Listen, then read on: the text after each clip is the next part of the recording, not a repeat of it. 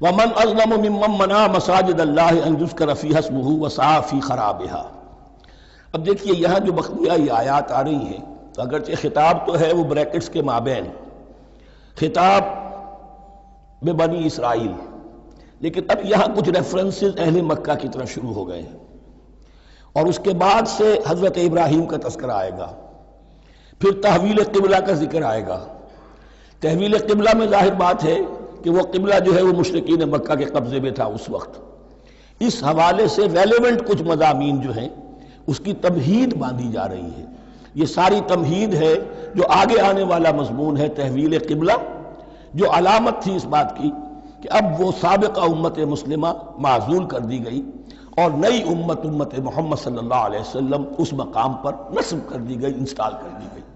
اس کے حوالے سے جو مسئلے اٹھیں گے، اسی لیے قال الذین لا یعلمون مثل قولہم، میں نے عرض کیا کہ یہ مشرکین مکہ کی طرف اشارہ ہے۔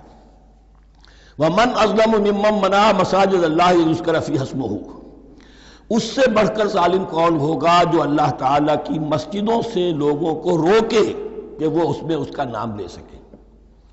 چونکہ مشرکین مکہ نے مسلمانوں کو محروم کر دیا تھا حرم سے، اب وہاں جانے کی ان کو اجازت نہیں تھی۔ سن 6 میں حضور گئے بھی ہیں، تب بھی یہ کہ صلح حدیبیہ ہو گئی، واپس آنا پڑا، عمرہ کرنے کی اجازت نہیں ملی۔ سن 7 میں پھر ہوا ہے، تو یہ 7 برس بہت شاہ گزرے ہیں محمد الرسول اللہ صلی اللہ علیہ وسلم اور اہل ایمان پر۔ اب یہاں ذکر ہو رہا ہے ان کا قریش کا۔ ومن اظلم ممن منع مساجد اللہ ان یذکر فیہا اسمہ وسعی فی خرابہا، اور وہ اس کی تخریب میں لگے ہوئے ہیں۔ یہ خراب تخریب سے اسی سے بنا ہے۔ یہ تخریب 2 طرح کی ہوتی ہے، ایک ظاہری تخریب ہوتی ہے کسی مسجد کو گرا دینا، اور ایک ظاہری نہیں باطنی معنوی ہوتی ہے۔ وہ جو تخریب ہے وہ یہ ہے کہ توحید کی بجائے اسے شرک کا اڈا بنا دیا ہے۔ وہ تو دنیا کے بت قدوں میں پہلا وہ گھر خدا کا، ہم اس کے پاسباں ہیں، وہ پاسباں ہمارا، 360 بت رکھ دیے گئے اس گھر میں لا کر، جو ابراہیم نے تعبیر کیا تھا توحید خالص کے لیے۔ وسعی فی خرابہا، یہ لفظ ذرا نوٹ کر لیجئے، یہ ایک حدیث میں بھی آیا ہے، بڑی دلدوز حدیث ہے، اور میں چاہتا ہوں کہ آپ اسے ذہن میں رکھیں۔ حضور نے فرمایا یوشک ان یاتی علی الناس زمان، اندیشہ ہے کہ لوگوں پر یعنی میری امت پر ایک زمانہ ایسا بھی آ جائے گا،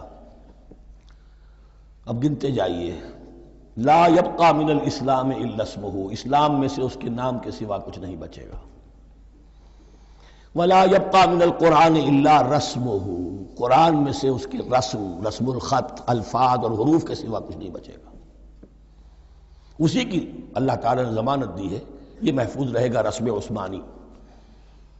مساجدہم عامرۃ، ان کی مسجدیں آباد تو بہت ہوں گی، وَهِيَ خَرَابٌ مِّنَ الْهُدَىٰ، ہدایت سے خالی ہو جائیں گے۔ یہ خراب کے لفظ سے هِيَ خَرَابٌ مِّنَ الْهُدَىٰ وَعُلَمَاؤُهُمْ شَرُّ النَّاسِ تَحْتَ عَدِيمِ السَّمَاءِ، اور ان کے علماء آسمان کی چھت کے نیچے کی بدترین انسان ہیں۔ من عندہم تخرج الفتنۃ وفیہم تعود، فتنہ انہی کے اندر سے برآمد ہوگا، انہی میں گھس جائے گا، یعنی ان کا کام فتنہ انگیزی، مخالفت، جنگ و جدال، بھڑکانا، اپنے اپنے فرقے کے لوگوں کے جذبات کو بھڑکاتے رہنا اور مسلمانوں کے اندر اختلافات کو ہوا دینا، یہی ان کا کام رہ جائے گا۔ آج جن کو ہم علماء کہتے ہیں ان کی عظیم اکثریت اس کیفیت سے دوچار ہو چکی ہے۔ جب مذہب اور دین پیشہ بن جائے تو کوئی خیر اس میں باقی نہیں رہتا۔ یہ دین اور مذہب پیشہ نہیں تھا، اسلام میں کوئی پیشوائیت نہیں، اسلام میں کوئی پاپائیت نہیں، اسلام میں کوئی برہمنزم نہیں، اسلام تو ایک کھلا، ہر شخص کتاب اللہ پڑھے، ہر شخص عربی سیکھے، ہر شخص کو امامت کے قابل ہونا چاہیے، ہر شخص اپنی بچی کا نکاح خود پڑھائے، ہر شخص اپنے والد کا جنازہ خود پڑھے۔ یہ جو ہم نے پیشہ بنا دیا ہے اور پھر انہیں پیسے دیتے، ظاہر بات ہے کہ پھر اس پیشے کے اندر تو پیشے میں عیب نہیں، رکھیے نہ فرہاد کو نام، پھر تو پیشہ میں تو جو کچھ پیشہ ورانہ چشمکیں ہوتی ہیں اور جو خباثتیں ہوتی ہیں وہ آتی ہیں۔ لیکن ساتھ ہی یہ بات واضح رہے کہ علماء حق سے دنیا خالی نہیں ہوگی، علماء حق بھی ہیں، لیکن کسی کے ماتھے پر لکھا ہوا نہیں ہوتا کہ یہ علماء حقانی میں سے اور یہ علماء سو میں سے ہے۔ باقی یہ صحیح بات ہے کہ اکثریت ادھر جا چکی ہے، ورنہ امت کا بیڑا غرق نہ ہوتا، سیدھی سیدھی بات۔ یہ بیڑا غرق ہوا ہے تو آخر کوئی سبب ہے۔ اولئک ما کان لہم ان یدخلوها الا خائفین، ایسے لوگوں کو تو سوائے اس کے ان کا کوئی مقام نہیں ہے کہ انہیں داخل ہونے کی بھی اجازت نہیں ہونی چاہیے اس میں، یعنی اللہ کی مسجدوں میں، مگر خوف زدہ ہو کر، ڈر کر۔ لہم فی الدنیا خزی، ان کے لیے دنیا میں بھی رسوائی اور ذلت ہے، لہم فی الآخرۃ عذاب عظیم، اور آخرت میں ان کے لیے عذاب عظیم ہے۔ وللہ المشرق والمغرب، اب دیکھیے تمہید ہو رہی ہے تحویل قبلہ کے لیے۔ اب ظاہر بات ہے کہ بڑی حساس جو ہے وہ ایک کیفیت تھی یہ، تو یروشلم کے ساتھ جن کو دلچسپی تھی اور ان کے دلوں میں اس کی عقیدت تھی، مکہ مکرمہ اور بیت اللہ کے ساتھ جن کو دلچسپی تھی اور ان کے دلوں میں اس کی عقیدت تھی، تو اس حوالے سے یہ قبلہ بدلنا، اور 2 دفعہ بدلا ہے قبلہ۔ پہلے آ کے مدینے میں حضور نے یروشلم کی طرف 16 مہینے نماز پڑھی اور پھر تحویل قبلہ ہوا، تو اب اس میں کئی امتحان ہو گئے، وہ آگے آ جائے گا، لیکن اس کی تمہید باندھی جا رہی ہے۔ للہ المشرق والمغرب، مشرق اور مغرب سب اللہ کے ہیں، یعنی اگر ہم رخ کرتے ہیں مغرب کی طرف تو اس کے معنی یہ نہیں ہے کہ اللہ مغرب میں ہے، معاذ اللہ، اللہ تو جہت سے، مقام سے، ماورا وراء الورا۔ یہ تو یہ ہے کہ ایک یکسانیت پیدا کرنے کے لیے، اجتماعی رنگ دینے کے لیے ایک چیز کو قبلہ بنا دیا، علامت ہے۔ غالب نے ٹھیک کہا ہے، قبلے کو اہل نظر قبلہ نما کہتے ہیں۔ قبلہ جو ہے وہ مسجود تو نہیں ہے پرے سرحد ادراک سے اپنا مسجود، قبلے کو اہل نظر قبلہ نما کہتے ہیں۔ للہ المشرق والمغرب فینما تولوا فثم وجہ اللہ، جدھر بھی تم رخ کرو گے وہ اللہ ہی کا رخ ہے۔ ان اللہ واسع علیم، یقیناً اللہ بہت وسعت والا ہے، بہت وسعت والا ہے، وہ کسی سمت میں محدود نہیں ہے، اور علیم ہے، ہر شے کا جاننے والا ہے۔ دیکھیے یہاں یہ آیت کہہ کے اور چھوڑ دیا مسئلہ، اگلے مسئلے پر آگے آپ کو پتہ چلے گا کہ یہ در حقیقت ایک تمہید باندھی جا رہی ہے تحویل قبلہ کے لیے۔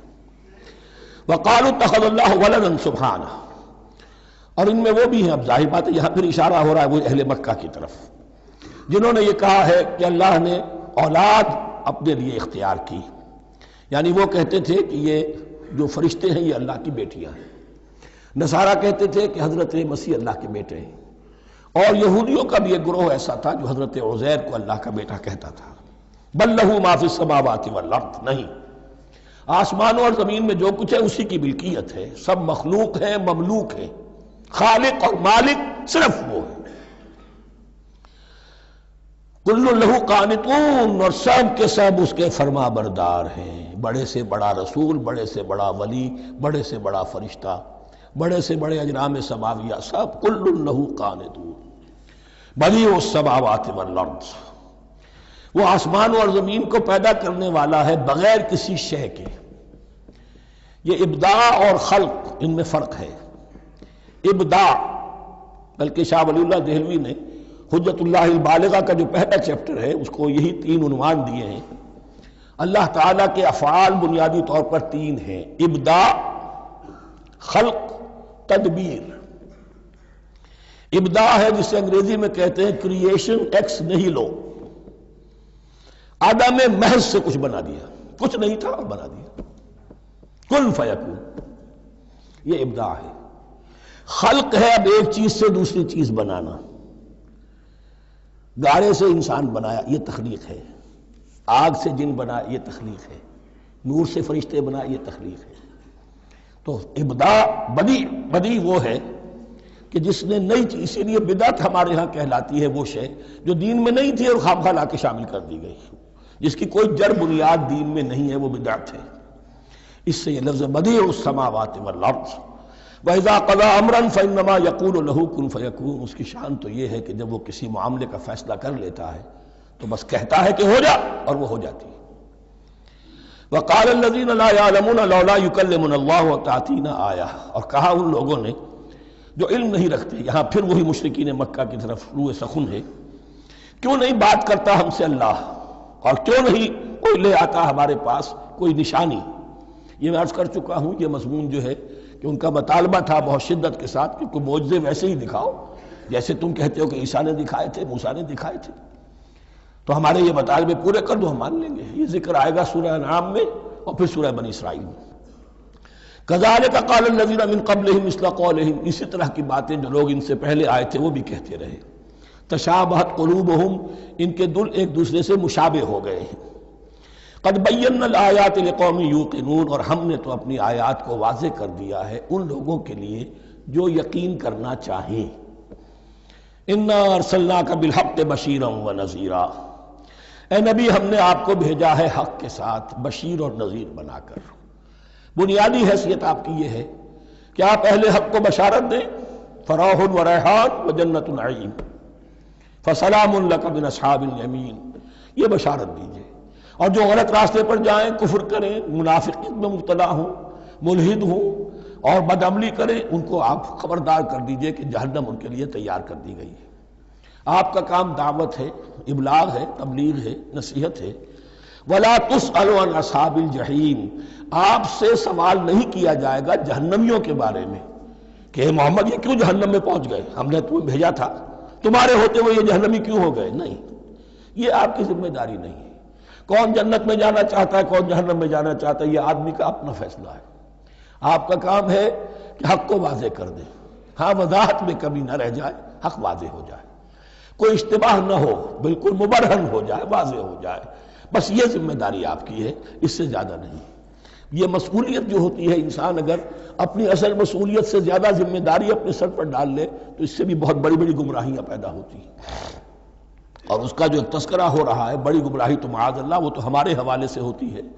ہمارے ہاں کی بہت سی جماعتیں جو ہیں اسی طرح کی غلطیوں کی وجہ سے وہ غلط راستوں پر پڑ گئی، پوری تحریکیں برباد ہو گئی۔ لیکن یہاں بھی حضور کا معاملہ کیا ہو رہا تھا کہ حضور چاہتے تھے کہ کسی طرح یہ علماء یہود ایمان لے آئیں۔ بہرحال حضور کے دل میں رغبت، آخر مکے میں آپ تھے تو دعائیں مانگتے تھے، اے اللہ عمرو بن ہشام اور عمر بن خطاب میں سے کسی ایک کو تو میری جھولی میں ڈال دے۔ تو اسی طرح کی دعا آپ نے کی ہوگی۔ فرمایا وَلَن تَرْضَىٰ عَنْكَ الْيَهُودُ وَلَا النَّصَارَىٰ حَتَّىٰ تَتَّبِعَ مِلَّتَهُمْ، اے نبی کسی مغالطے میں نہ رہیے، ہرگز راضی نہیں ہوں گے آپ سے نہ یہ یہودی اور نہ نصرانی جب تک کہ آپ پیروی نہ کریں ان کی ملت کی۔ لہذا امید منقطع کر لیجیے، اس لیے کہ زیادہ امید ہو تو مایوسی ہو جاتی ہے۔ اقبال نے بہت خوب کہا ہے بندہ مومن کے بارے میں، جس کی امیدیں قلیل جس کے مقاصد جلیل۔ مقصد اونچا لیکن امید قلیل رکھیے، اللہ چاہے گا تو ہو جائے گا، نہیں چاہے گا تو میرا کام تو اپنی حد تک اپنا فرض ادا کر دینا ہے۔ اس سے زیادہ کی جو ہے خواہش اپنے دل میں پالیں گے، کسی اجلت پسندی میں گرفتار ہو جائیں گے، کہیں دائیں بائیں ہک اور کرک کے ذریعے سے کہیں پہنچنے کی کوشش کریں گے اور اپنے آپ کو بھی برباد کر دیں گے۔ لن ترضى عنك اليهود ولا النصارى حتى تتبع ملتهم قل ان هدى الله هو الهدى، کہہ دیجئے دیکھو ہدایت تو ہے اللہ کی ہدایت۔ وَلَئِنِ اتَّبَعْتَ أَهْوَاءَهُمْ، اور نبی آپ بھی کان کھول کر سن لیں، اگر آپ نے ان کی خواہشات کی پیروی کی، یہاں ہم جوڑ دیں گے الفاظ بالفرض بفرض محال، اگر آپ نے ان کی خواہشات کی پیروی کی کچھ چلو لے دو کر معاملہ کر لو، کچھ ان کی بات مانو، کچھ اپنی بات منوا لو۔ یہ مکے میں بھی قریش کی طرف سے بھی آیا تھا کہ کچھ اپنی بات منوا لیجئے، کچھ ہماری بات کمپرومائز کیجئے۔ اب ظاہر بات ہے کہ یہاں اب یہود کے ساتھ یہی معاملہ ہے۔ وَلَئِنِ اتَّبَعْتَ أَهْوَاءَهُمْ بَعْدَ الَّذِي جَاءَكَ مِنَ الْعِلْمِ مَا لَكَ مِنَ اللَّهِ مِنْ وَلِيٍّ وَلَا نَصِيرٍ، اور اگر بفرض محال آپ نے پیروی کی ان کی خواہشات کی، اس کے بعد کہ آپ کے پاس علم آ چکا، تو نہیں ہوگا کوئی بھی اللہ کے مقابلے میں آپ کے لیے کوئی مددگار یا حمایتی۔ معاذ اللہ معاذ اللہ، حق کی تلوار بڑی ننگی ہے، اور یہاں اللہ کا عدل یہ فرد سے فرد تک بدلتا نہیں ہے، نہ امت سے امت کی طرف بدلے گا، قوم اور کسی اور قوم سے ایک معاملہ، کسی دوسری قوم سے کوئی اور معاملہ نہیں۔ اللہ کے اصول ہیں، اللہ کے قوانین ہیں، اس کی فطرت ہے، فطرت اللہ التی فطر الناس علیہا. پھر یہ کہ اس کی سنت ہے، لن تجد لسنت اللہ تحویلا ولن تجد لسنت اللہ تبدیلا.